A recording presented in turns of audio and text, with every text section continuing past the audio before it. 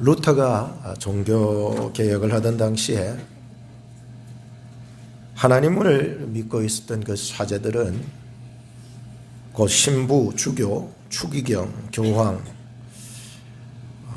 이런 귀한 택정함을 받은 사람들이 저 죄를 용서해 주는 대가로 돈을 받았습니다. 그게 뭐 좀 어려운 말로는 면죄부라고 이렇게 얘기를 하는데 굉장히 돈이 궁했나 봐요. 그래서 하나님의 권위를 이용하여 돈을 받고 죄를 용서해 주는 겁니다. 자신의 특권을 이용해서 돈을 받고 죄사함의 권세를 이용한 것입니다. 루터는 이런 잘못된 전통의 반기를 들었고 종교개혁을 일으켰습니다. 요한일서 9장 말씀에 보면 만일 우리가 우리 죄를 자백하면 이것은 하나님을 믿는 자, 예수 그리스도를 믿는 자, 그 믿음을 가진 자의 고백을 말해주고 있는 거거든요. 누구를 통하지를 않고 예수 그리스도를 믿고 그 이름을 의지하는 자에게 주신 성도의 특권을 얘기하고 있는 거죠. 만일 우리가 우리 죄를 자백하면 저는 미쁘시고 의로우사 우리 죄를 사하시며, 완전히 여기서 이제 루터가 하나님의 해답을 얻은 거죠. 모든 불의에서 우리를 깨끗게 하실 것이요 라고 하니까요. 이 종교 지도자들의 부패가 얼마나 심각했는지 다시 한번 생각하면서 종교 개혁을 일으켰던 핵심적인 사항이었죠. 중보자 되신 예수님, 큰 대제사장 되신 예수님의 이름으로 우리는 기도할 때에 죄 용서함을 받을 수 있습니다. 목사님을 통해서 죄 용서를 받는 게 아니고, 권사님을 통해서 죄 용서를 받는 게 아니고, 여러분 스스로가 예수 그리스도의 이름으로 중보자 되신 예수님을 의지하고 대제사장 되신 예수님을 의지하고 여러분이 하나님 앞에 나아가서 기도할 때에 죄 용서함을 받을 수 있다고 강력하게 주장을 하고 있었습니다. 그런데 사제들은 그렇지 않다는 거예요. 자기를 통해서 죄 용서를 받아야 된다고, 그리고 죄 용서를 하고 돈을 받는 거예요. 이 얼마나 종교가 부패해졌는지를 다시 생각해 볼 수가 있었습니다. 이 얘기를 제가 하면서 참 중요한 교훈 세 가지를 생각했습니다. 그 하나는 사제들의 부패에 대한 만인 제사장의 권리를 성경적으로 반박했다는 거예요. 둘째는 루터는 그래서 오직 뭐예요? 성경. 오직 성경. 그 다음 뭐예요? 오직 믿음. 그 다음 뭐예요? 오직 은혜. 이 세 가지가 그의 능력의 세 가지 말씀이 되어서 종교개혁을 일으켰잖아요. 지난 시간 되돌아보면서 제게 주신 교훈이 하나 있었어요. 목사로서 특권을 잘못 사용하고 있었던 것들. 저희 성찰이에요. 여러분들도 말씀 듣고 좀 성찰이 있어야 되는 거죠. 목사님만 저렇게 잘못됐다 이걸 보지 마시고, 우리 인간은 다 연약하기 때문에 예수님을 닮지 못했던 것들 말이죠. 자기중심적으로 군림하려고, 겸손하지 못하고, 온유하지 못하고, 절제하지 못하고, 희락하지 못하고,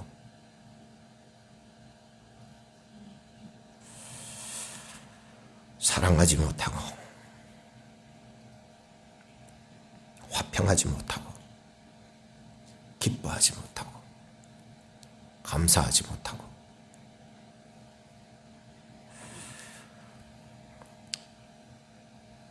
목사로서의 특권을 비성경적인 것들로 대체하고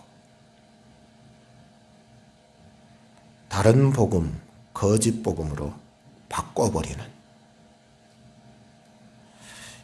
이런 성찰들로 몸부림을 치고 지금도 치고 있어요.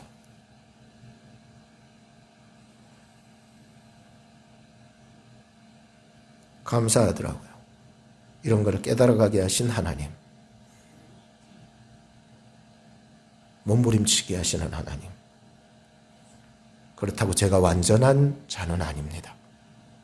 완전하려고 몸부림칠 뿐이죠. 남편으로서 특권을 가졌습니다. 잘못 사용했던 것들, 복음적이지 않는 것들, 비성경적인 거짓된 것들로 남편의 권위를 발휘하는 거예요. 아버지로서의 권위 말이죠. 똑같은 거예요. 비성경적이고 복음적이지 않고 자기중심적이고 군림만 하려고 했던 아버지로서의 자기 성찰들이 이루어지는 거죠. 이게 진정한 종교개혁이 아닐까요?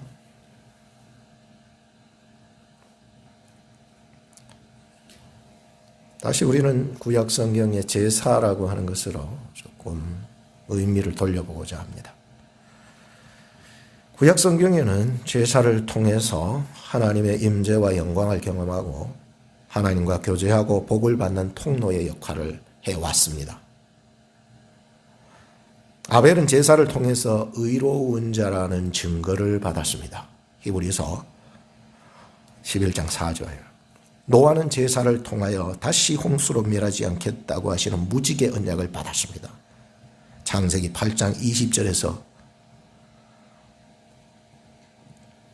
또한 아브라함은 아들의 번제를 드림으로, 이것도 하나의 제사거든요. 아들을 제사를 지냄으로 큰 복을 받고 자손의 복을 받고 천하 만민이 복을 받게 되는 그런 은혜를 입었습니다.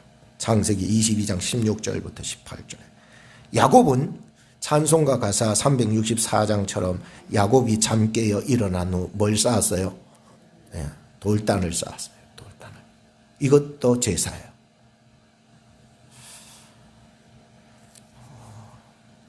그후 야곱은 하나님의 보호와 도우심이 그의 삶 속에서 함께하고 있는 것을 보았습니다. 그래서 이 예배의 자리로 나아가는 자는 반드시 복을 받을 것이라는 것이 성경의 진리였습니다. 예수 그리스도의 이름을 의지하고 예배하는 자들에게 하나님은 무한한 생명을 주시는데 풍성하게 주시는 거예요. 예배를 통해서. 성경에는 예배를 통해서 주시는 은혜와 복에 대해서 엄청나게 말씀하고 있어요. 어디를 가든지 그곳에서 예배의 자단을 쌓을 때에 하나님이 도우시고 돌보시는 것을 보았습니다. 칼빈은 예배에 관련하여 이런 말을 했습니다. 오염된 예배. 오염된 예배의 개혁을 가장 1차적인 관심으로 뒀습니다. 칼빈이. 그리고 이런 말을 하죠. 말씀대로 재건하고, 뭘 재건하고? 예배를 말이죠. 예배. 오염된 예배를 다시 세워라는 거죠. 말씀대로 재건하고 재건한 그 예배를 열심히 지켜 교회를 우상으로부터 청결케 하라 그랬어요.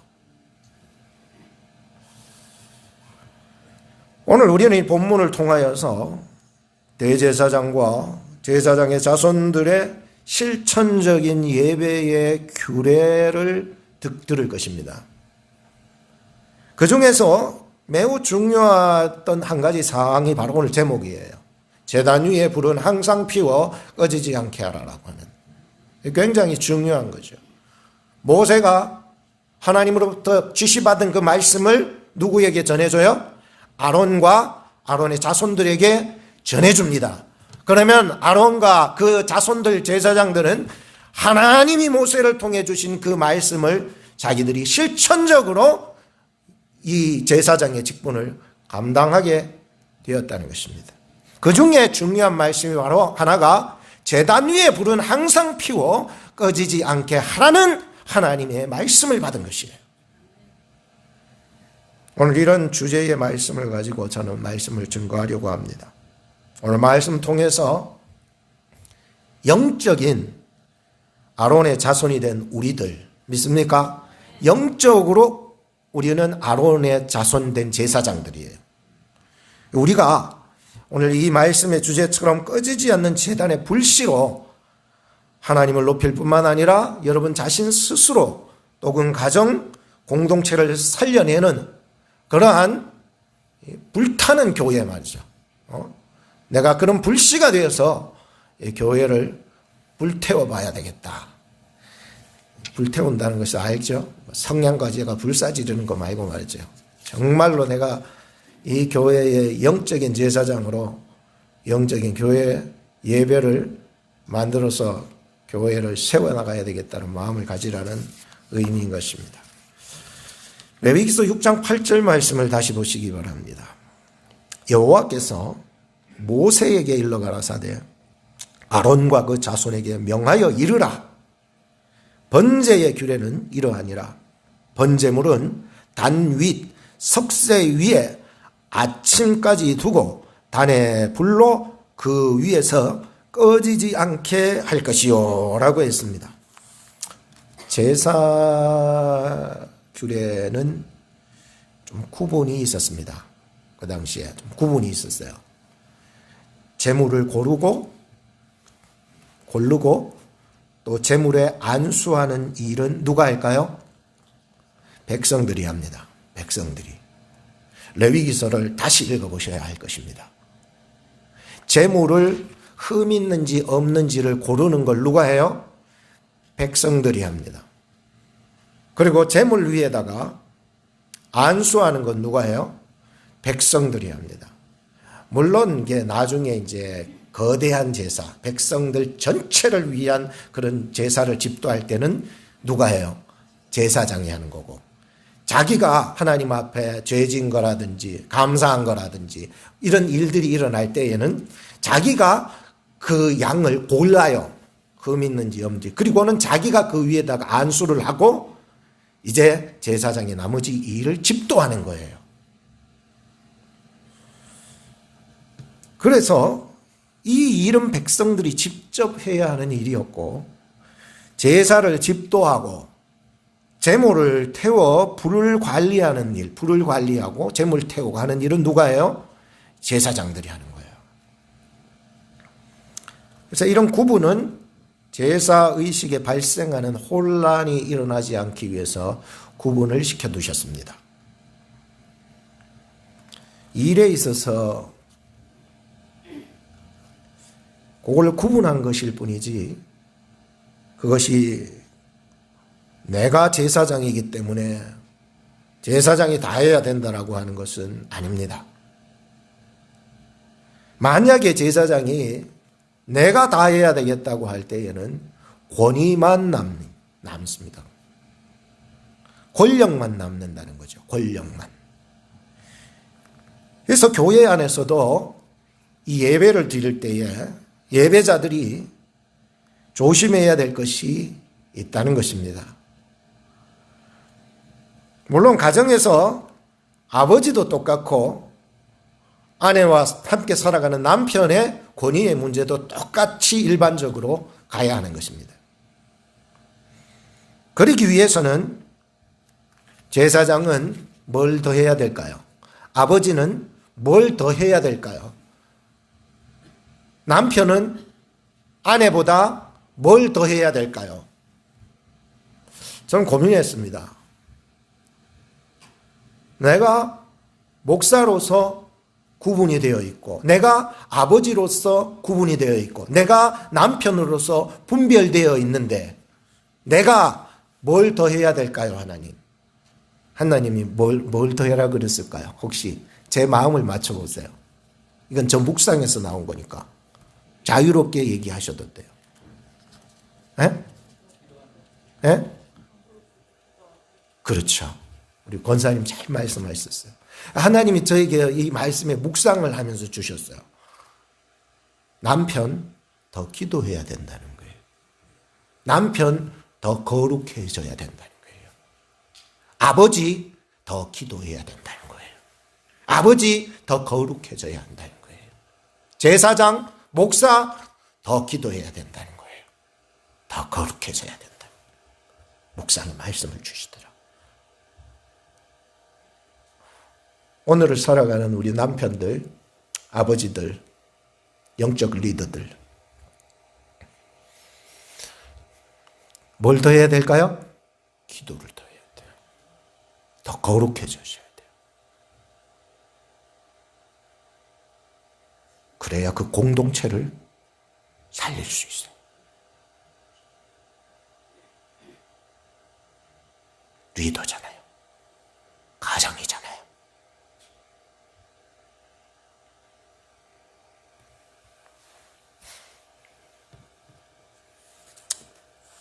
예배를 드릴 때에 평신도와 사역자들은 각자 맡은 역할이 주어졌습니다.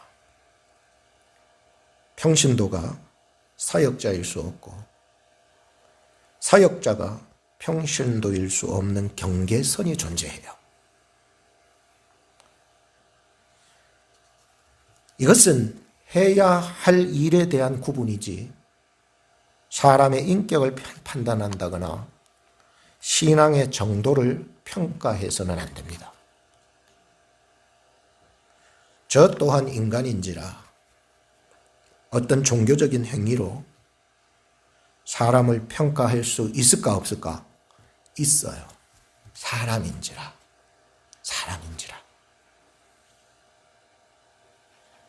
그래서 어떤 종교적인 행위를 가지고서 신앙을 측정할 수 있어요, 없어요? 인간인지라. 인간이기에. 그리고 이런 마음을 가질 때 어떻게 되느냐 하면 교만해지더라고요. 교만해져요. 그래서 저는 이제 그런 것들을 기도로서 털어내보려고 몸부림칩니다. 제 말 이해하고 있죠? 예?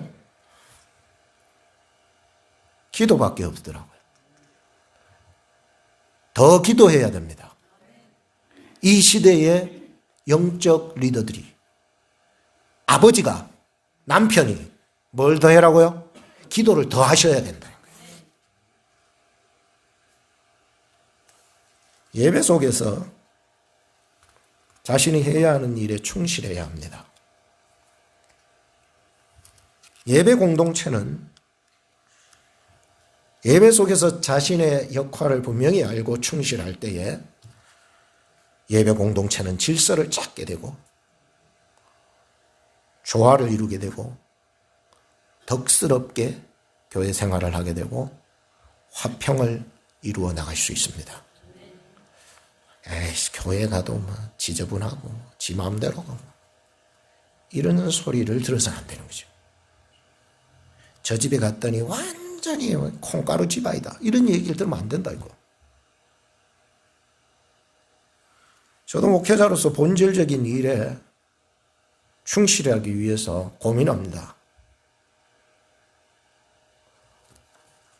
본질적인 사역이 굉장히 중요해요. 이걸 잃어버리면 다 본질을 떠나거든요.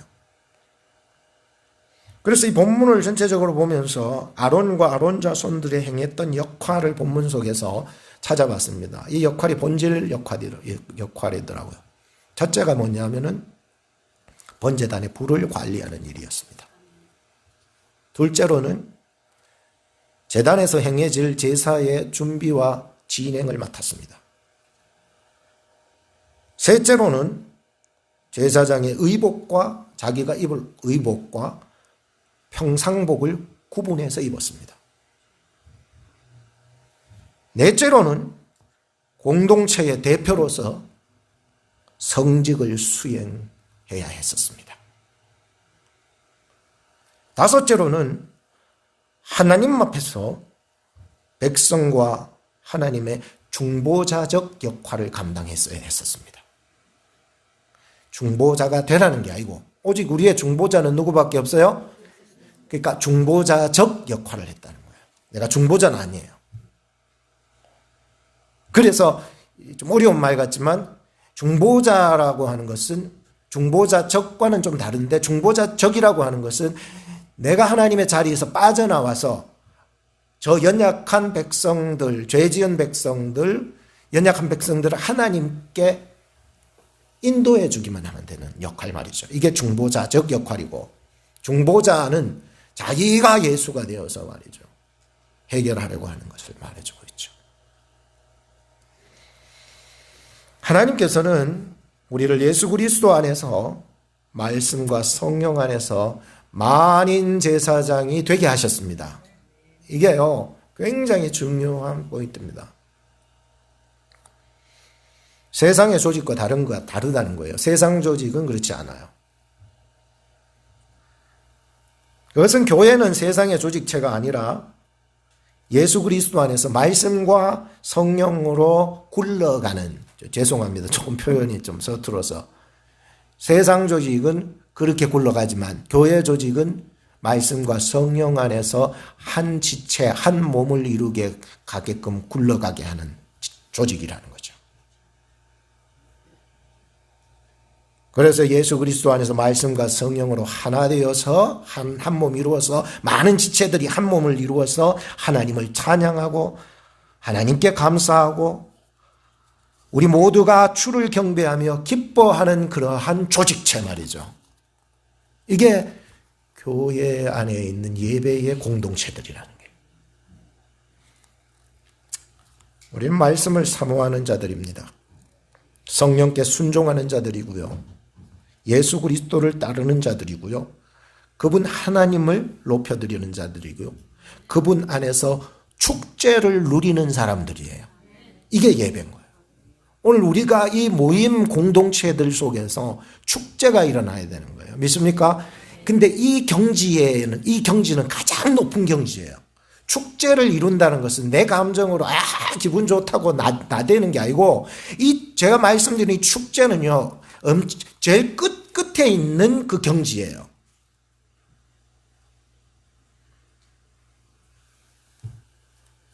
오늘 우리가 주일날을 우리의 인생의 가장 끝에 있는 경지에 참석하는 주일로 만들어야 돼요.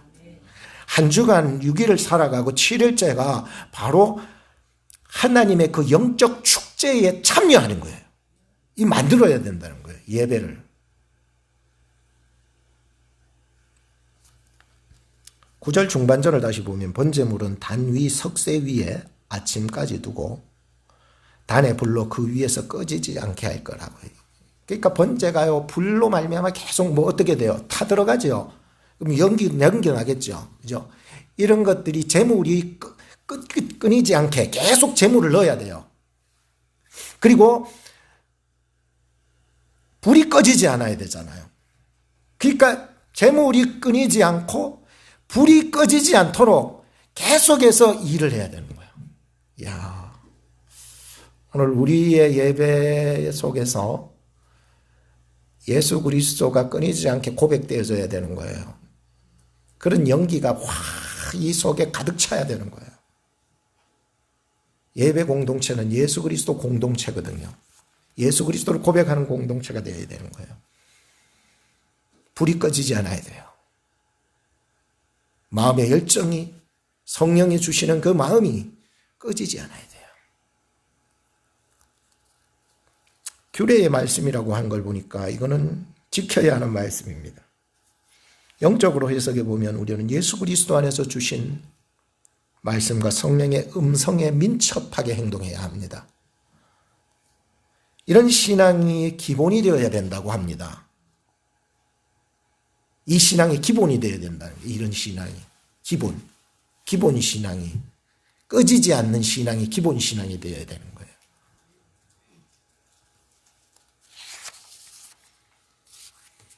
우리의 삶 가운데서 이런 기본적인 신앙들이 꺼지지 않기를 바라는 거죠. 이게 삶의 예배거든요. 삶의 예배가 예수 그리스도가 고백되고 쉬지 않고 기도하게 될 때에 이게 기본 신앙이 되어서 주일날 예배가 축제가 되는 거죠. 얼마나 기다려지고 말이죠. 오늘 또 주일이가 교회 가기 싫어 죽겠는데 그러지 말고 오늘 본문에 나오는 번제물이 바로 상번제거든요. 상번제. 매일 드리는 번제, 상번제. 하루에 아침 저녁으로 2번을 짐승을 드립니다.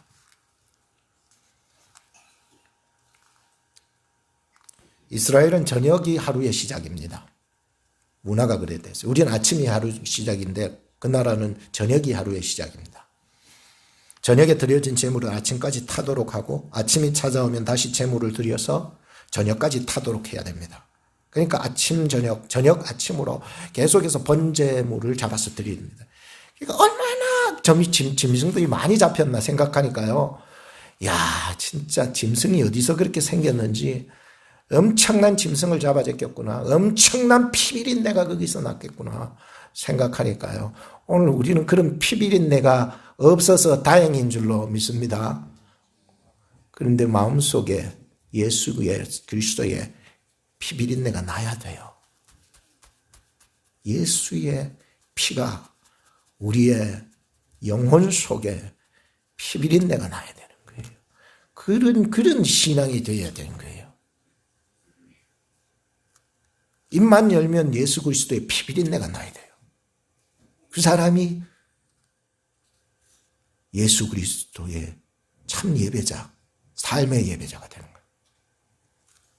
매일 2번의 제물을 저녁 아침마다 드렸으니 이게 기본적으로 드리는 예배인 거예요. 매일 저녁 아침마다 매일 짐승을 잡아 죽이고 거기서 나타나는 연기 말이죠. 불 말이죠. 꺼지지 않게 하는 게 기본이래요. 그래서 성경은 쉬지 말고 뭐 하라고요? 기도하라. 형식이 되면 참 힘들어요. 예배도요, 형식이 되면 힘들어요.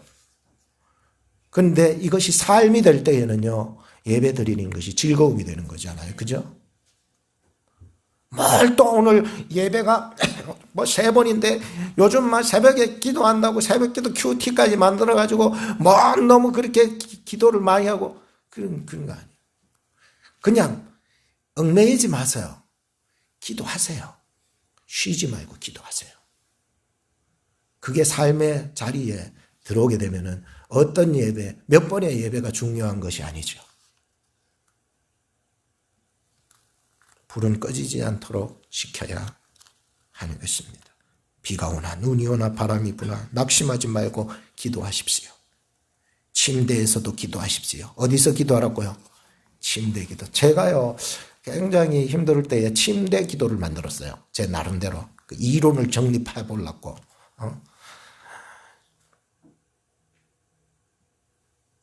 다윗도요 너무 영혼이 고뇌 속으로 들어가니까 침대에서 기도하더라고요.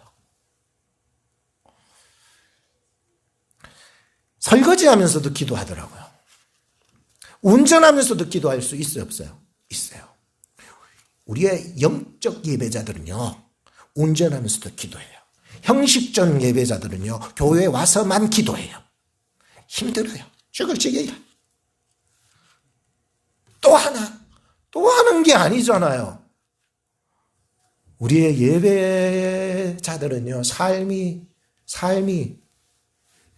기도가 돼야 되는 거예요. 예배가요, 형식적으로 빠지지 않기 위해서 삶의 예배자로 훈련이 되어야 됩니다. 이건 훈련 없이는 안 됩니다. 그래서 예배 시간, 예배 횟수 때문에 힘들어하는 예배자가 되지 않도록 뭘 하라고요? 훈련이 돼야 된다. 훈련 안 되면 죽을 지경이라니까. 매일 죽을 지경이요. 훈련을 해나가셔야 돼요. 오늘은 내가 이렇게 처음부터 확 되는 거 없어요. 그렇기 때문에 처음에는 오늘 훈련, 그리고 다음에는 오늘과 반나절 더 훈련, 그리고 그 다음에는 한 3일 정도 훈련. 쉬지 말고 기도하는 훈련. 쉬지 말고 삶 속에서 예배하는 훈련. 쉬지 말고 예수 그리스도의 피비린내가 내 몸에서 나게 하는 훈련. 훈련이 되어야 돼요. 로마서 12장 1절 말씀에 보면 너희 몸을 하나님이 기뻐하시는 그 다음 뭐예요? 거룩한 산재. 이게 바로 삶의 예배자들의 모습인 거예요. 내 몸을 드리면 다 드리는 거잖아. 맞죠? 시간만 드린 사람은 시간만 드리는 거고 물질만 드린다. 물질만 드리죠. 내 몸을 드리는 사람은 뭘 드린다고? 다 드린다고. 다.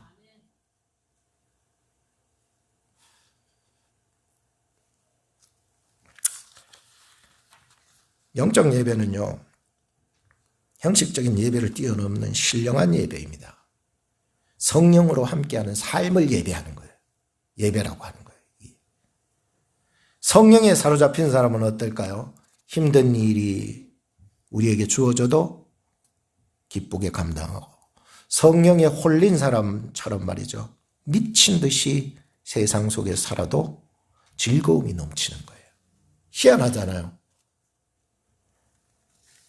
이런 신령한 축복에 참여하는 예배자들이 되기를 주 이름으로 축복합니다. 이번에는 그냥 10절에서부터 13절까지 통으로 말씀을 짧게 하고 마치겠습니다.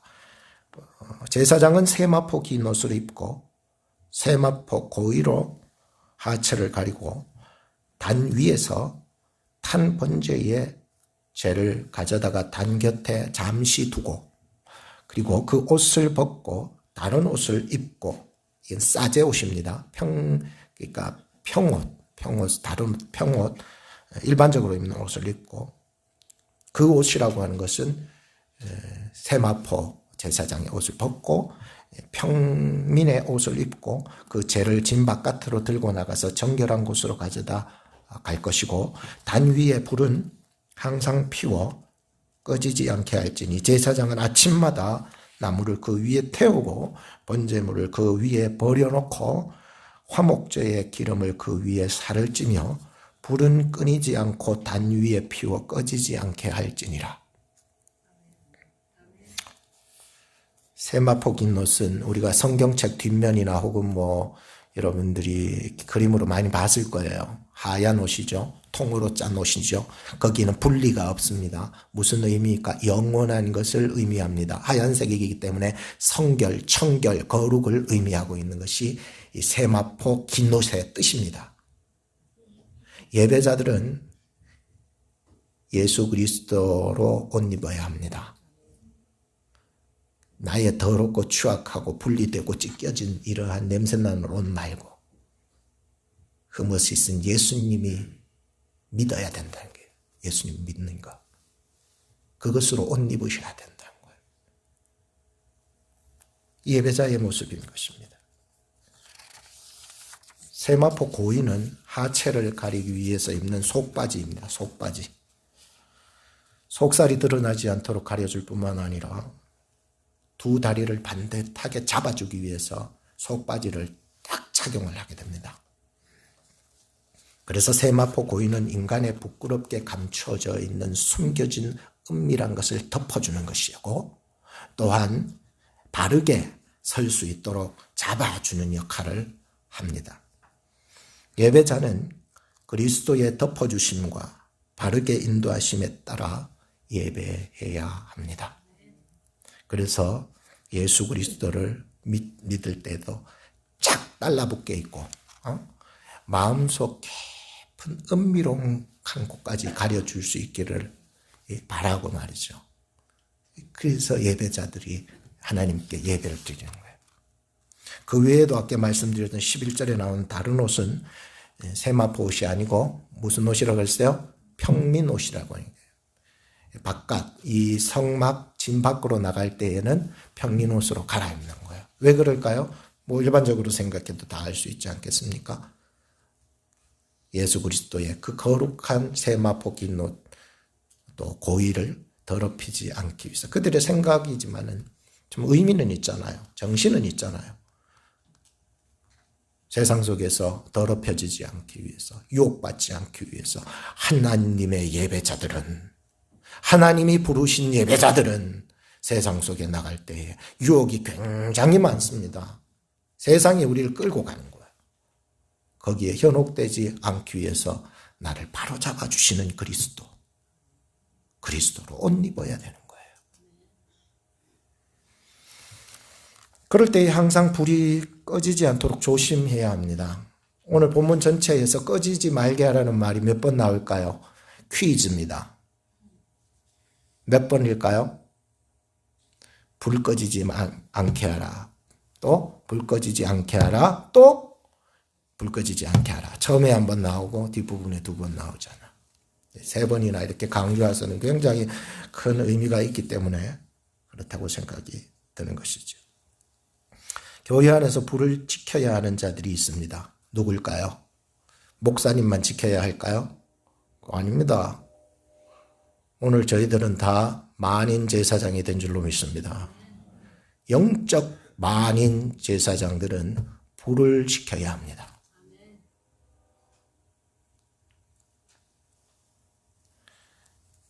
그래서 영적 예배자는 영적 모임을 통하여 헌신과 봉사와 자기 희생을 예배를 위해서 아끼지 말고 불씨가 되어서 나를 태워주셔서 이 예배 재단의 불을 꺼지지 않게 해달라고 말이죠.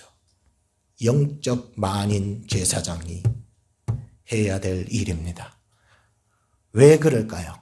왜 영적 만인 제사장들이 이 일을 해야 할까요? 왜일까요? 그것은 우리를 영적 예배자로 부르신 하나님의 뜻이기 때문입니다. 결론을 읽겠습니다. 오늘 제사에 관한 말씀을 통해서 예배 정신을 다시 한번 되새겨봤습니다. 구약 성경의 성도들은 참 피비린내 나는 그러한 일들로 제사를 드렸습니다. 그러나 오늘 우리는 예수 그리스도를 믿음으로 말미암아 오늘 우리는 하나님 앞에 담대히 나아가 예배할 수 있게 되었습니다. 이제 만인 제사장 된 우리들이 하나님을 예배할 때에 성령 안에서 부름받아 성령에 홀린 사람이 되어서 예배 드릴 수 있는 참 예배자들이 될 수 있기를 주님의 이름으로 축복합니다. 기도하겠습니다. 하나님 아버지, 저희들을 영적 제사장으로 불러주셔서 성령 안에서 역할을 감당케 하심을 감사합니다. 거기에는 서로 질서와 조화와 덕과 은혜와 사랑 안에서 한 몸 되어 예수 그리스도를 섬겨나가는 곳이 될 것입니다. 하나님, 참 부족합니다. 연약합니다. 성령의 두루마리를 저희들에게 입혀 주시옵소서. 우리를 영적 제사장으로 세워주신 우리 구주 예수님 이름으로 기도드리옵나이다. 아멘.